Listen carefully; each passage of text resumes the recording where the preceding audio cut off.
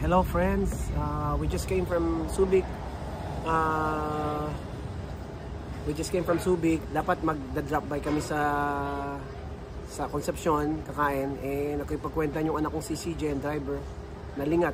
Kaya sabi ko, doon na tayo mag-coffee sa Pura.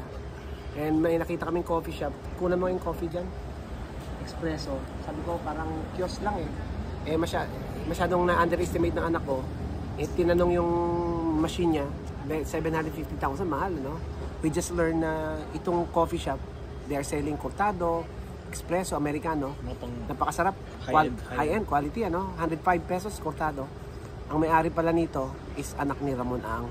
Ang tanong is, ilang cups ang nabebenta nila per day, no? 400. So, sa good day, 400. Sa regular days, 200. Coffee. Mga sasakyan going to Rosario, La Union, to Baguio, dito nagda-drop by. So kung 200, sabi ko sa anak ko, 200, lagay mo average 100 pesos per cup. That's 20,000. So sabi mo, tubo nito is kalahati. Yung cold, hot, basta 200. 100 pesos. Ang tubo is 50 pesos. Tumutubo sila ng 10,000 a day.